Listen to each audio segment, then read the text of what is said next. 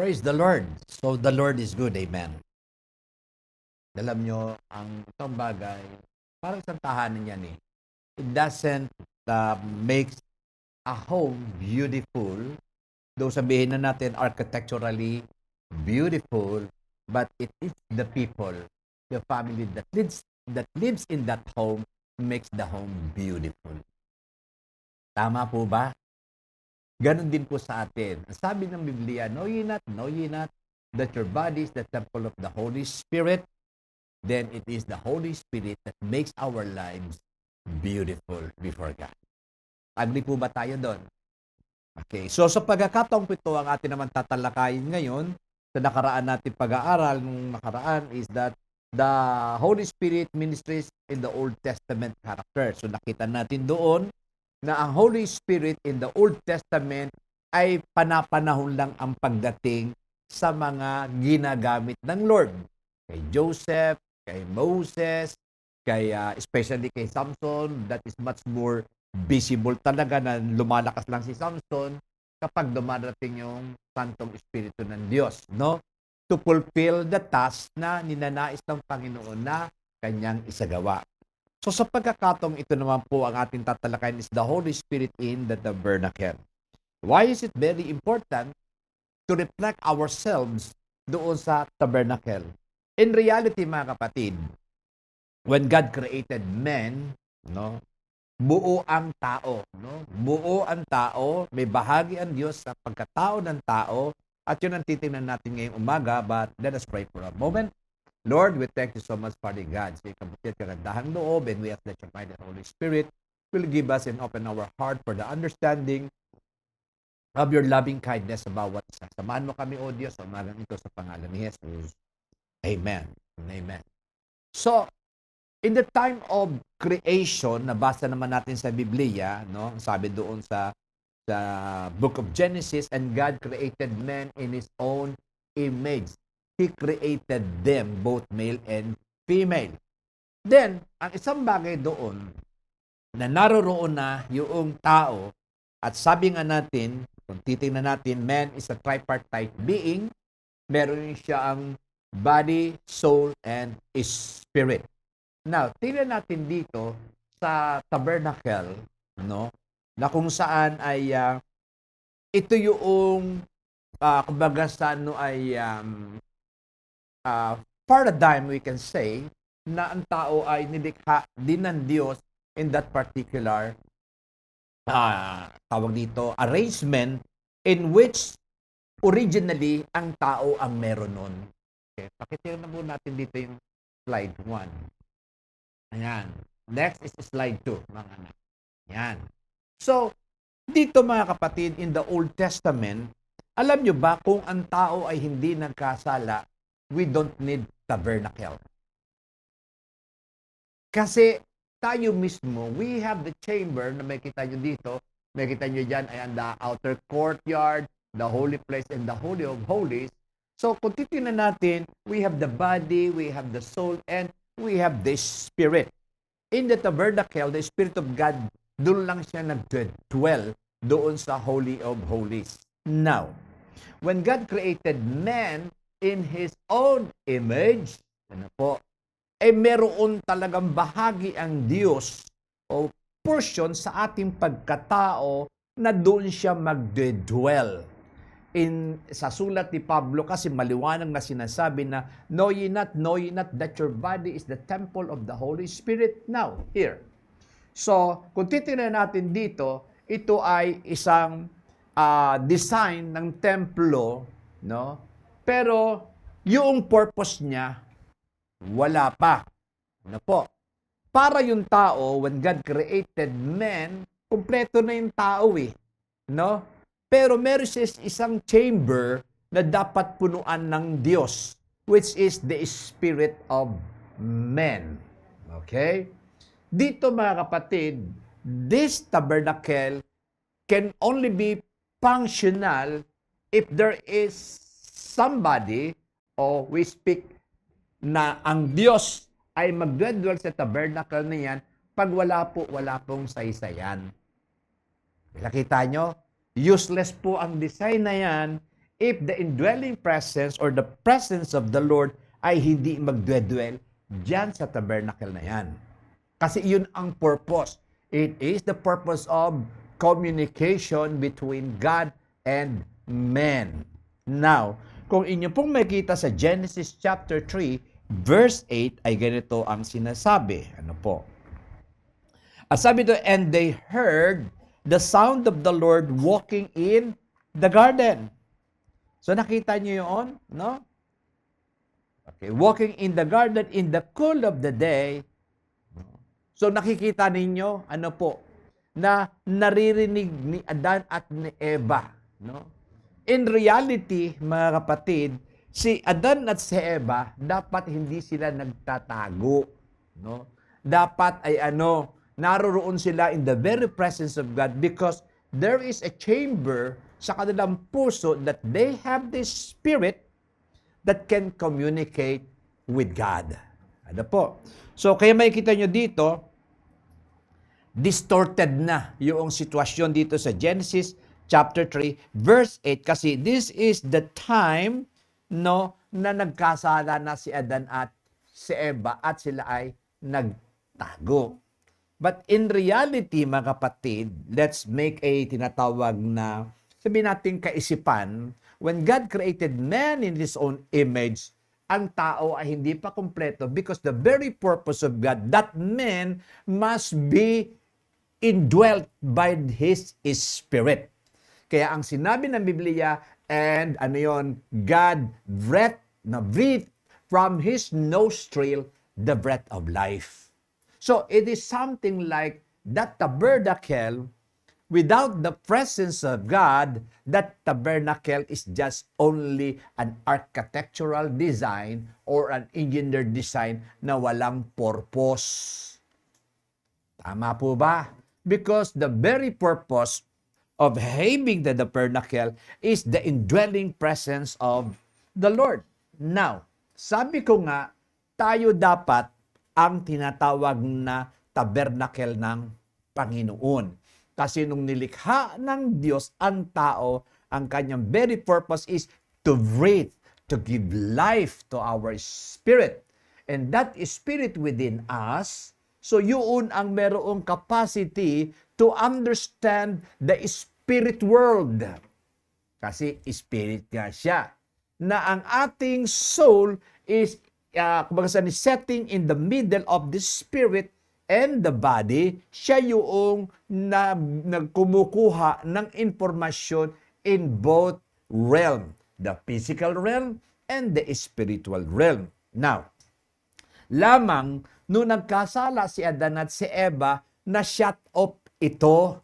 Kasi yung magbibigay dapat ng revelation, pagkaunawa sa espiritu ng tao, walang magbibigay. Because when Adam sinned before God, and sabi doon, once you eat the fruit of the tree of knowledge, good and evil, you will surely die.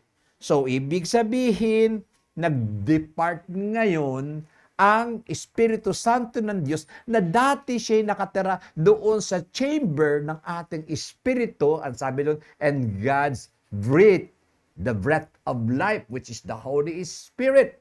Now, bakit ko nasabi na nawala, na-cut off? That chamber is now useless. Bakit? Kasi yung pinakamahalaga na magbibigay ng revelation para sa Diyos, siya ay umalis. Bakit ko nasabing umalis?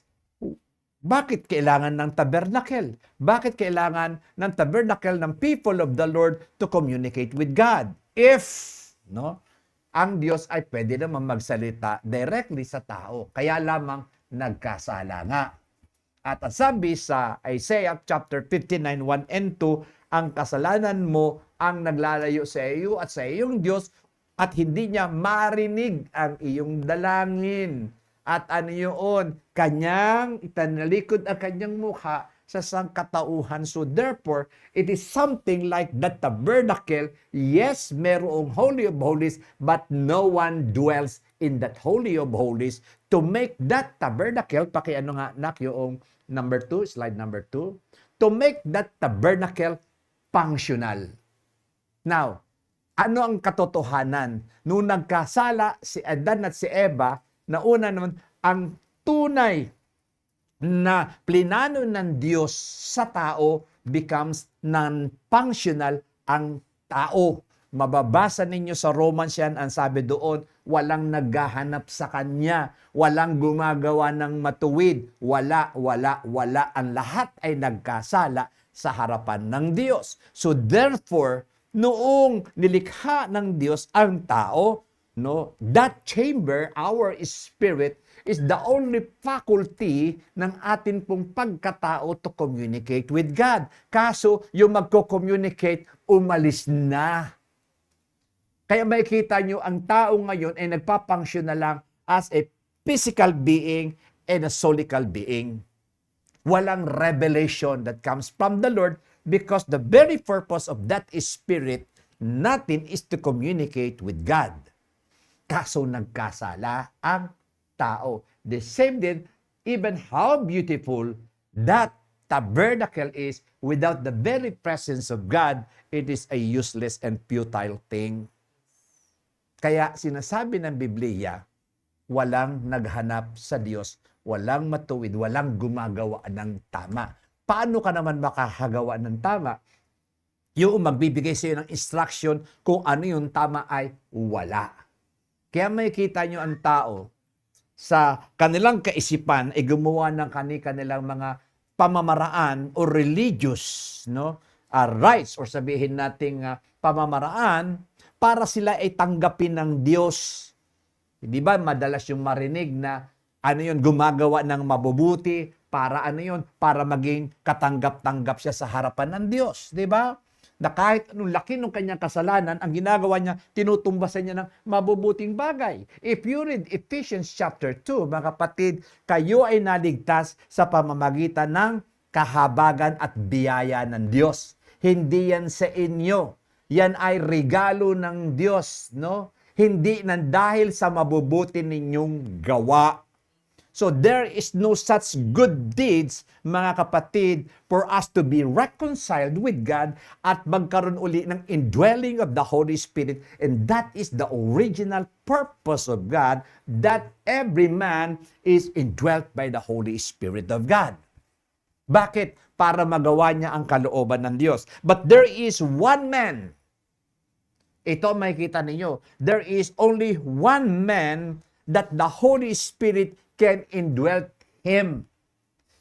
Kung makikita ninyo ngayon ang buhay ng Panginoong Hesukristo, He is the second Adam. Ang sabi doon, walang measure ang kapangyarihan ng Diyos sa Kanya. Why? Because the Holy Spirit ay naroroon sa Kanya. Since the conception, kung mababasa ninyo ang gospel, sabi doon, nagulat si Maria kasi nag-appear si Gabriel, sabi niya doon, blessed art thou among women.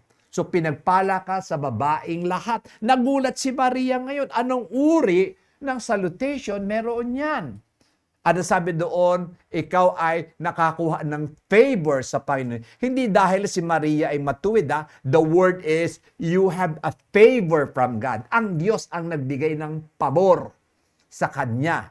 Na ikaw ay manganganak ng lalaki at tatawagin mo siyang Jesus. Yan ay makita natin doon sa John. Ano po? Na kung saan tatawagin mo siyang Jesus, tatawagin siyang anak ng kataas-taasang Diyos. Nagulat si Maria. So, paano mangyayari yun? Wala naman akong asawa. Wala pa naman akong karanasan sa sex or whatsoever. Ano ang sabi doon? Ang sabi noong anghel, si Gabriel sabi doon, the power of the Most High will overshadow you. So from that very moment pa lang sa conception ng ating Panginoon, the indwelling of the Holy Spirit ay naroroon na. Kaya try to think about this. Kung si Adan at si Eva at ang lahing nanggaling sa kanila ay hindi nagkasala sa harapan ng Diyos, we have the so-called direct revelation that comes from God, at si Jesus nga ang isa sa the pinnacle of all na plano ng Diyos that every human being must be indwelt by the Holy Spirit of God. So, kung mababasa nyo rin sa Old Testament, ang sabi doon, darating ang panahon na isusulat ng Diyos sa ating mga puso ang kanyang patas. So, paano lang mangyayari yun? That is the indwelling of the Holy Spirit. Kaya may kita ninyo that all mankind, ang sabi sa Romans, nagkasala. And there is no great revelation ng Diyos sa buhay ng bawat isa sa atin. Why? Because the Holy Spirit is absent in every human being. Nakita nyo? Now, for God to continue to communicate with human people, especially ang chosen people of God, ito ang kanyang ginawa ngayon. Para sa pagmamahal kasi ng Diyos, in reality mga kapatid, hindi tayo inabandon ng Diyos. Neither Adam and Eve, hindi sila inabandon ng Diyos. Ano ang nangyari sa kanila nung sila nagkasala? Pumatay ang Diyos ng isang hayop at ibinalot sa kanila yung balat nito just to cover their nakedness. Ano yun? Ibig sabihin, para patuloy silang makatanggap ng unawa mula sa Diyos. Kasi alam niyo mga kapatid, walang kaunawaan na darating sa atin kung hindi ang Diyos din ang magpapaunawa sa atin. Kaya napakarami ng mga relihiyon na nagsasabing ganito, ganyan, ganito, ganyan. Sa palagay nyo ba ang banal na Espiritu Santo ng Diyos magtatatag ng isang relihiyon na iba-iba ang panuntunan? Definitely no. Because there is only one truth. And sabi ni Jesus, I am the way, the truth, and the life. So how can yung mga, sabi natin, known people, ay nagkakaroon ng kaisipan? Ang sabi doon is, marami naman ikang kaparaanan, iba-iba. Yung bang, kung bagsado yung universality, o yung sinasabi ng pagiging economical na mga bagay-bagay, binibigyan nila ng conclusion na marami naman ikang kaparaanan para makarating tayo sa Diyos. Para maging katanggap-tanggap tayo sa Diyos. While the statement of Jesus Christ, ang sabi yun, I am the way, the truth, and the life. No one comes. The word is no one comes. So, paano mo ngayon masasabi na maraming kaparaanan para ang tao ay pumunta sa Diyos? Because nanggaling yan doon sa unregenerated chamber of the Spirit na ano yun, walang tinatawag na wagas o sabihin natin true revelations that comes from the Lord. Yung sinabi natin kanina at yung example ni Pastora na why is it the sin against the Holy Spirit is unpardonable? Kasi unless the person na magkaroon siya ng personal and genuine conviction sa kanyang kasalanan, doon lang siya magsisisi sa harapan ng Diyos.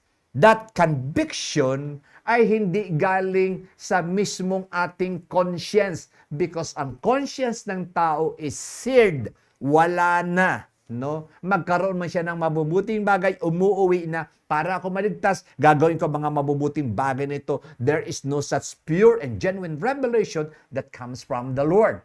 Now, if the Holy Spirit, mga kapatid, ay nag-grieve, o sabihin natin, you sins against Him, para ba sinasabi mo, hindi kita kailangan. There is no true conviction of sin sa buhay ng isang tao. Kaya wala tayong ipagmamalaki, mga kapatid.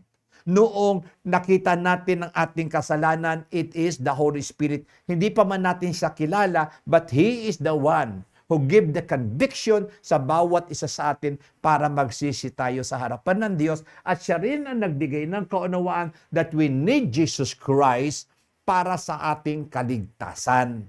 Without the Holy Spirit, how can a person know the so-called the true repentance? At paano niya maunawaan the true sacrifice of Jesus Christ without the aid of the Holy Spirit? It is impossible, mga kapatid. Kaya sabi doon ni Jesus, alam niyo ba why the so-called Christian doctrines is very offensive to other? Because ang Christian doctrines is the only one claiming that there is no other way. Siya lang ang umaangkin na wala ng ibang kaparaanan. Si Jesus Christ lang ang kaparaanan. And that is the reason why other religious sect ay offended. Bakit? Papaano naman yung propeta namin? Papaano naman yung founder namin? Papaano nga? Sabi nga ni Jesus, no one comes, no one comes, no one comes. Ano pa mang explanation ang kailangan natin doon? Ay, di ba mas madali namang gawin na tanggapin mo at kilalanin mo ang ginawa ni Kristong pagliligtas sa iyo kaysa gumawa ka ng sarili mong doktrina sa buhay mo? Tama ba? Why? Bakit nangyari yun? Because of the so-called the chamber, walang indwelling, or the so-called the spirit of man, walang gumagabay sa kanya. Because when man sinned, the Spirit of God departed. Kaya dito ngayon nabuo yung tabernacle na kung saan the indwelling of the Holy Spirit ay naroroon. When we talk about indwelling, the very presence of God. Now, ang sabi dito mga kapatid, because man is the spiritual being made in the image of God, he cannot truly be happy. Yan. Yun daw iyong kasiyahan ay hindi magiging totoo at wagas, no? Unless, as sabi niya, he is in fellowship with his Creator. And I believe 100% of that conviction. Kapag wala tayo sa tinatawag na fellowship with God, there is no such genuine happiness or joy. Makikita nyo ngayon ang world. Ano ang meron sila? Hindi ba sinasabi na nung nakita nila? I think this is a public knowledge kay Muhammad Ali. Nakita niya yung kanyang mga trophy. Lahat na. He is the great boxer of all time. Di ba? Pero nung nagkaroon siya ng sakit ng Parkinson's disease, ano po yun? Yung uncontrolled na tinatawag na movement. Nung tinitingnan niya ngayon, doon niya ngayon na-realize na wala palang kabuluhan ang mga bagay na ito. Kapag ikaw ay tinatawag na ang health mo is at stake. Kahit sinong taong pinakamayaman sa mundo, hindi ganap ang kanyang kasiyahan kapag siya ay natatalian ng tinatawag na sakit at karamdaman. Tama po ba? O lahat na ng tinatawag na achievement sa buhay niya, kapag dumating ka sa punto na you cannot carry yourselves, may kita mo, walang saysay sa kanila. Yes, the time, nung ibinigay sa iyo, ini-award yun, you're happy. But we are talking about an everlasting happiness. Ang sinabi niya kasi dito, the true happiness can only be found in fellowshipping with His Creator. Alam niyo po ba ang tinatawag na hell and the lake of fire is the place where the presence of the Creator is absent. Kaya that is the most horrible place, that is the most gruesome payment ng pagre-reject ng tao sa Diyos. Kaya kahit sinong tao ang successful sa buhay niya, unless wala siyang tinatawag na fellowship sa kanyang Creator, that happiness is only for a moment. Hindi siya wagas. Unlike, kaya alam niyo mga kapatid, when the Spirit of the Lord comes, when His presence comes, binibigay talaga niya sa atin joy. Yes, umiiyak ka, but I tell you, the joy within cannot be paid ng kahit ano pa bang mga bagay. Because yun ang purpose kung bakit ka nilalang ng Panginoon is to have fellowship with Him. Alam niyo ba kung bakit? What is the acid test? Bakit kaya binigay yung kaisa-isa niyang anak? The one who is so endeared with the Father. The one who is being worshipped in heaven, served by myriad upon thousands and thousands of angels. Ano yun? Ang sinabi niya, bumaba ka. Para ganapin mo ang kaligtasan ng sangkatauhan. So ano pang pag-ibig ang hahanapin natin sa harapan ng Diyos? Christ is the ultimate, the pinnacle, the zenith of all demonstrations of God's love. Kasi gusto kanyang alisin sa kasalanan upang makapangyari ang tunay na kaligayahan ng buhay mo that you can only be found in your relationship or fellowship with your Creator. No more, no less. Alam nyo ba, kahit yung mahirap na tao, na talagang genuinely nakakilala sa Panginoon, masaya sila kahit kamote lang yung kinakain nila. I tell you, hindi yung kinakain nila, hindi yung mga bagay na meron sila ang nagbibigay ng kagalakan sa kanila, kundi kung anong meron sila na wala sa iba. And that is the so-called, the very presence of God sa buhay nila. Amen po ba? Sabi ni Jesus, ano sabi niya? What is a man if he gained the whole world? So, ibig sabihin, lahat na ng kayamanan sa libutan nito, sa iyo na. Pero mapapahamak ang iyong kaluluwa. What is the value of having such tremendous wealth, popularity in this world, and the other side of the coin, you are so poor before the Lord. Now, so, anong nangyari? That chambers of God or the spirit chambers natin ay shut off. Walang nagbibigay ng revelation. And that is the reason why that the bernacle is being made so that makapagpatuloy ng communication ang Diyos, especially to the covenanted people, Israel, para mabigyan sila ng instruction. Ganun kabuti ang Lord sa buhay natin, mga kapatid. Ayaw niya na mapapahamak ang bawat isa sa atin. Now, let's continue. Because the man is a spiritual being made in the image of God, he cannot truly be happy unless he is in fellowship with his Creator. In the early chapter of the Bible, we read of God fellowshipping with individuals like Abraham and family groups such as Noah. It is not until we come to the final chapter of Genesis that the nation Israel, as chosen people, came into the covenant relationship with God. Kaya nung nakita ninyo na ang bayan ng Israel is in a relationship with God, nung inilabas sila ni Moses doon sa land of Egypt, ano ang unang ginawa ng Panginoon? Punta kayo doon sa Mount Sinai. Diba? Ano yun? Kasi this is the desire of God to communicate with human being because He loves so much, because only the human being has the capacity or the chambers that the Holy Spirit can be, indwelt. Yung mga hayop, naririyan lang yan. Yes, nagbibigay ng tuwa sa atin. Nilalang din ng Lord yan, pero for the benefits of mankind. Pero ang mankind ay nilalang ng Diyos para sa Kanya. Tama po ba? And for thine own pleasure they were created. Thou art worthy, O Lord. Alam nyo, you cannot exchange the indwelling presence of God sa buhay ng isang tao. I tell you, nothing. Kaya dito may kita ninyo, in that particular tabernacle, may kita ninyo dito yung outer court, the so-called the holy place and the holy of holies, na naroroon do sa holy of holies. Tinan nyo anong mga bagay ang meron doon.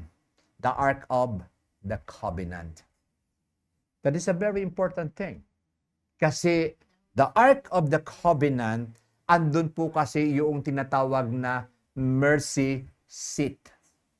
Dahil nagkasala na nga ang tao, ang kailangan ng tao ay kahabagang nagmumula sa Diyos. It is God's initiative, not us. Kaya yung mercy seat na yan, pag pumupunta dyan yung high priest, dahil siya lamang ang mediator na ibinibigay na, bakit ba tayo magkakailangan ng mediator? Bakit? Because we don't know the whole thing. Tama ba?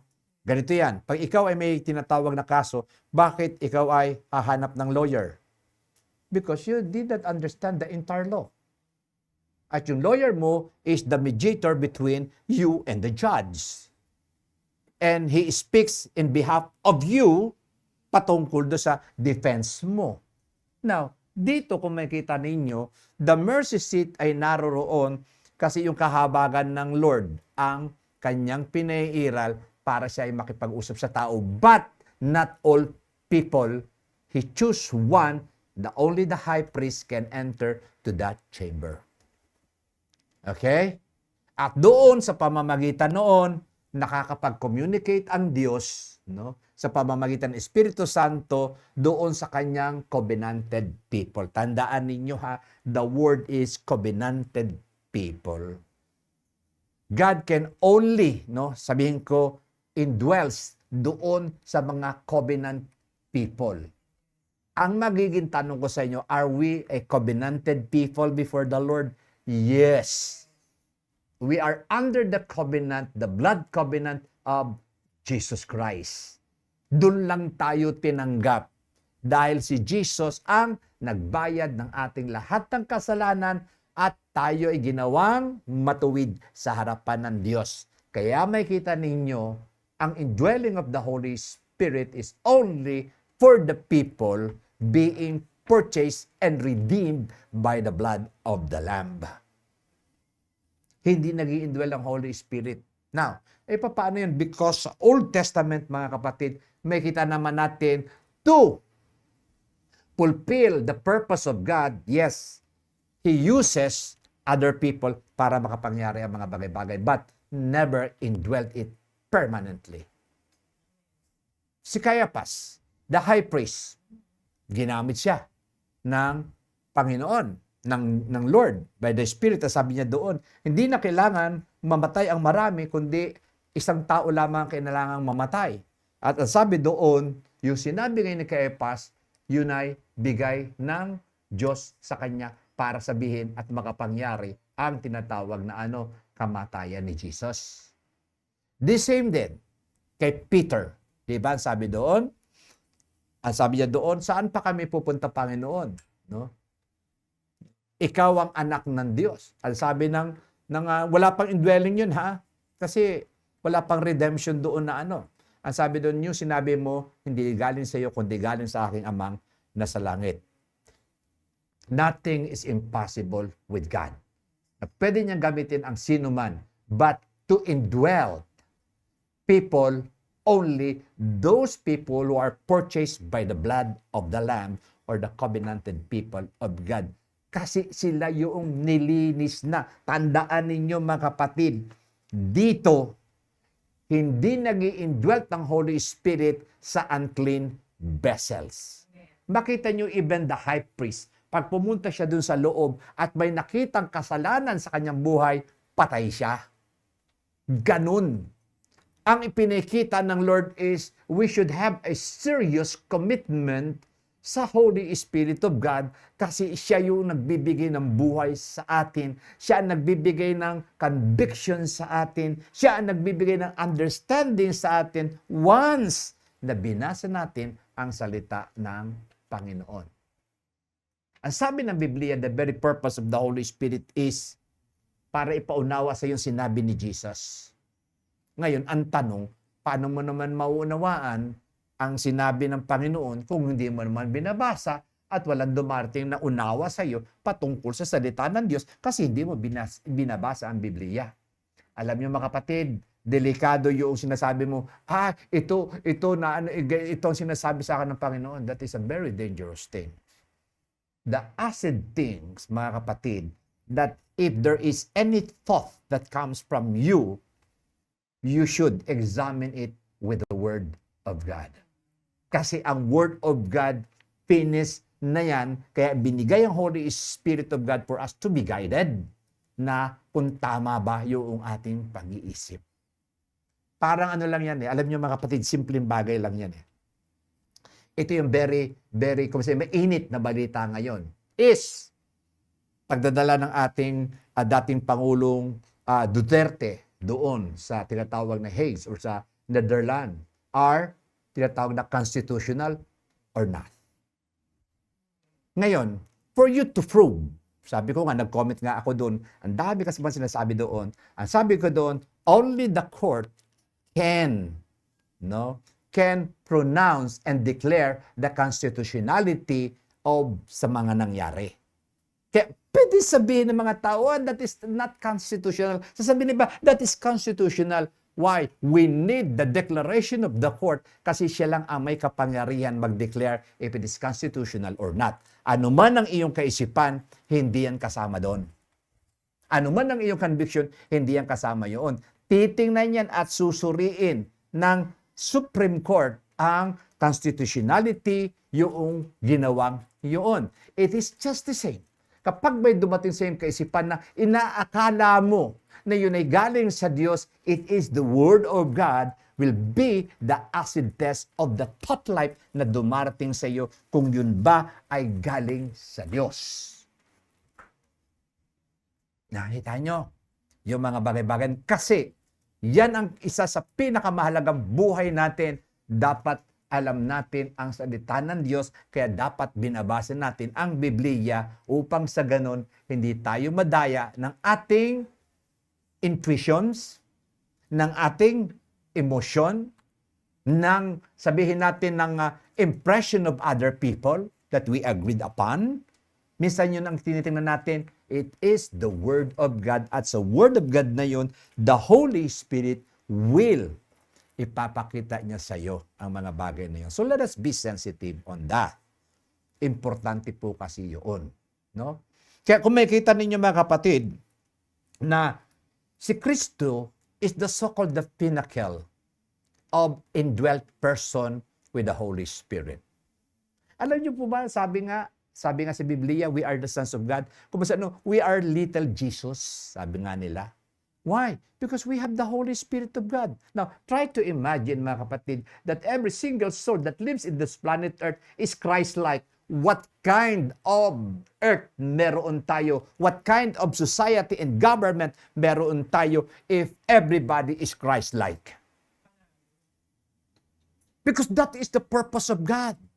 Na ang magpopossess ng mundong ito na binigay kay Adan, no, ay indwelt by the Holy Spirit of God so that He can govern ang mundong ito in accordance with the will of God. Kasi sa katunayan naman, still God is the possessor of the heavens and the earth. Ikaw ay katiwala lamang. Kailan yung katiwala naging independent do sa naisin noong may-ari? Tama ba? Ngayon, dahil nahulog ang tao sa kasalanan, ayun, kanya-kanya na ngayon. Ito yung tama, yan yung tama, yan ang mali, kami ang tama. So lahat may tama. But the only thing we need sa ating kapanahunan is the ministry of the Holy Spirit.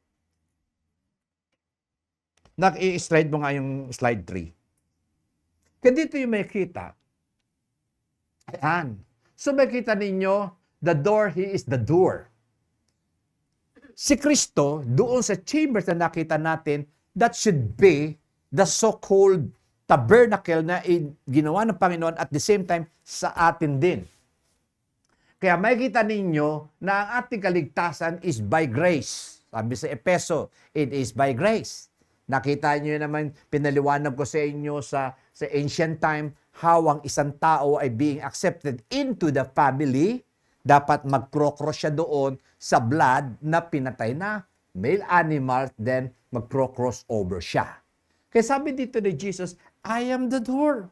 Kaya sabi din ni Jesus, ako ang, sheep, ako yung Lamb of God, declared by John the Baptist, narito ang kordero ng Diyos. For us to enter in, dadaan tayo sa pintuan. Kaya sabi ni Jesus, yun daw hindi dumaraan sa pintuan ay magnanakaw. So, ibig sabihin, so to say, theologically speaking, if your belief is theologically wrong, you are a thief.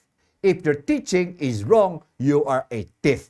Bakit? Ninanakaw mo ang mga bagay para sa mga tao. Dapat lang itinuturo mo ay tama, whether ito ay masakit o ito ay kaiga-igaya, kung yun ang tama, yun ang dapat ituro.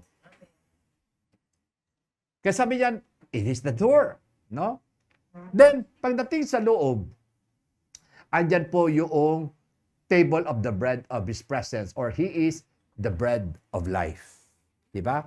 Ano ang sabi ni Jesus? Man shall not live by bread alone, but by every word that proceeds from the mouth of God. Why? Because meron tayong spiritual chambers na kailangan ng bread na yon. Di ba? The other bread is being used by our physical. But here, kinakailangan natin yun. And even the menorah, he is the light of all men because all men, no, ay darkened ang kanyang understand because he or she is separated from God. So we need the light of the gospel. Kaya sabi ni Jesus, I am the light of the world. We need that. No? Kailangan natin yun, mga kapatid. Kung ikaw nga, kumakain ka nga ng 3 beses sa isang araw, ano yun, may in-between pang merienda, bali 5. May midnight snack pa, bali 6. Nanaginip ka pa, bali 7. Di ba? Ay samantalang ito, dito, kinakailangan talaga, we have a tinatawag na constant encounter with the Word. No? With the Word of God. Okay. At pag sabi dyan, dito mga kapatid, alam nyo, in reality, sarado po yan. The only lights na meron lang sa holy place comes from the menorah. Doon lang. Ibig sabihin, ang liwanag ng ating buong pagkatao must come to the so-called the bread and the Spirit of God. You cannot separate yung dalawang yun. Hindi magsasalita ang Espiritu Santo against the Word. He always affirm and shows and paunawa niya ang mga sinalita ni Hesus Kristo. Then, at the same time, because of the so-called merong, sabihin nating, ang tawag dito, pagkakalayo o discrepancy between God and man, kaya meron tinatawag na altar of incense. Ano yun? He made intercessions with us. Kaya pag tayo na nanalangin, si Jesus ang ginagamit natin. Because He is the only person, that is the only name being recognized into the very throne room of God, not ours. Kaya si Jesus, hinihiling natin yan in Jesus' name. Diba? Hindi in Caesar's name, in pastor's name. Hindi pwede sabihin doon, uy, pastor yun. Walang ganun walang ganun. In Jesus' name. At kung makikita ninyo, as you pray, mga kapatid, it must be and always be incongruent with His will. Kaya kinakanta natin dito, ano yan? All the promises of God are yes and amen in Christ Jesus. Diba? So, pagdating mo doon sa Holy of Holies, ayan, andyan yung mercy seat. Talagang mercy ang kailangan. No one can enter in and only the high priest. Now, ang isang maganda dyan mga kapatid, when Jesus, nung siya ay namatay, this separation, ano yun? He tore the veil. Nawala na yung separation. Wala na yung veil na naghihiwalay sa Holy of Holies. Why? Because the Holy Spirit is now ready to indwell every genuine believers who accepted and have faith in Christ Jesus sa kanyang ginawa sa krus ng Kalbaryo. Now the Holy Spirit is now ready to indwell the people who are truly believers. Why? Kasi sila ay pinabaging matuwid, malinis na sa harapan ng Diyos, and the Holy Spirit is now ready to indwell. Yung nangyari kay Adan na nawala sa kanya is now the repossession of the Holy Spirit. Kaya tinatawag tayong, followers of Christ. Bakit pa, kumbaga hindi aalisin yun? Pag hindi inalis yun, ibig sabihin, doon lang ang confinement ng Holy Spirit or the very presence of God. Doon mo lang siya makatagpuin. Pero nung namatay si Kristo, that is 3 o'clock in the afternoon, tama ba? Nung nalagutan siya, yung veil na yan ay nahati na. Now, every person who are truly believers can enter into the very presence of God. Malaya ka na. Kaya dito, pag tayo nananambahan, we always ask the ministry of the Holy Spirit to usher us into the very presence of God. Now, kung wala si Kristo, there is no such indwellings of the Holy Spirit. At kailan nagkaroon ng inauguration, the indwelling? In the day of Pentecost. Nakita niyo yon? Pag binasa niyo yung Acts chapter 1 verse 18, and suddenly they heard a rushing mighty wind. That is the inauguration. Yung dating chambers ng tao sa matagal na panahon na sarado from Adam sin up to Jesus Christ. Sarado ang chambers, no possessions of the Holy Spirit. I mean, the possession, ibig sabihin, the forever possessions of the Holy Spirit. Kasi sasabihin nyo naman, bakit sila Samson? That is the so-called temporary possession of the Holy Spirit to fulfill yung naisin ng Diyos. But now is far more different. Kaya sinabi niya, we are now in the new covenant. Why? Because the possession of the Holy Spirit sa bawat mananampalataya will be forever and ever and ever. Dahil naroroon yung ating espiritu ay nakakaunawa na kasi may espiritu ng nagsasabi sa atin. When we come to, kaya sabihin nyo, huwag kayong mag-alala pagdating nyo na langit ko, anong paggagawin natin doon. The Holy Spirit is within us. He will teach us how to worship, how to conduct ourselves in heaven. Amen. And that is the most glorious things, mga kapatid. The day of Pentecost, mga kapatid, is the most glorious things na sa history ng tinatawag na sangkatauhan. Kung ang pagkakasala ni Adan ay patuloy na itinuturo as far as the gospel is concerned, then the so-called the Pentecost ay dapat ganun din. Kaya sinabi ni Lord, hindi kita iiwan, hindi kita papabayaan. Why? Because my Spirit lives in you. Amen. Kaya ang isang Kristiyano, mga kapatid, sabi nga ng Biblia, though we are being persecuted, yes, we are down-pressed, no? But we are not forsaken. Kasi may Diyos na nagmamahal sa bawat isa sa atin, at kung papaano ang tabernacle na yan becomes a temporary dwelling place of the Spirit of God. Now, you are the permanent possession or the permanent residence of the Holy Spirit of God. Kaya sinasabi ng Biblia, don't quench, don't grieve the Holy Spirit. Kasi sa mag-asawa, sabi nga, happy wife, happy life. Tira niya mag-asawa, panag-aaway. Nawala bang pagiging mag-asawa nila? Definitely not. Pero ano yun? Hindi sila masaya sa isa't isa. It's something like that. We have the Holy Spirit, at once we always grieve Him, hindi makakabuti sa bawat isa sa atin. Tama po ba? Kaya doon, ang tagubili ni Pablo, ano yun? Huwag natin pighatiin, huwag natin tinatawag na pagtampuhin ng Holy Spirit. Paano nangyari yun? Sabi mo sa katabi mo, dahil matigas ang ulo mo. Ayaw mo sumunod sa Diyos. Alam mo na sa sarili mong mali, ginagawa mo pa rin. Tama ba? Tigas ng ulo eh. Alam nyo, ang isang byproduct of being hard-headed, pig-headed, stiff-necked, wala kang growth sa iyong Christian life. Yes, pupunta ka naman ng langit. Wala naman sinasabi kasi dun eh. Kahabagan ng Lord ang nagligtas sa atin. Kasi sinasabi nila, hala, di ka pupunta. No. Kung babasahin man turo ni Pablo, may mga talunan doon sa langit. Talunan in the sense na ano yon, sa rewarding day ha, but the salvation is free, binigay ng Panginoon. Kaya lang, ano yun, wala silang matatanggap na reward kasi wala siyang ginawa dito sa ibabaw ng mundo na ito, kundi magreklamo sa kanyang buhay. Amen ba?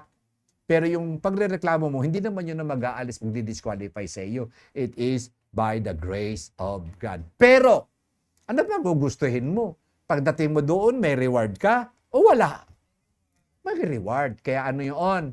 our business as a people of God, as a covenant people of God, let us do the business of God sa mundong ito. We, di ba? Ang sabi doon, we are not ashamed, no, to proclaim the gospel of Jesus Christ because ito yung magbabago ng buhay ng ating mga mahal sa buhay, ng mga tao, ng ating mga kaibigan. There is no product in this planet Earth that can change the destiny of the people. Kahit pa ang bahay mo ay punuin mo na ng lahat ng mga iPhone, lahat ng tablet, pati yung mo, no? Kahit yung toilet bowl mo made ng iPhone, no?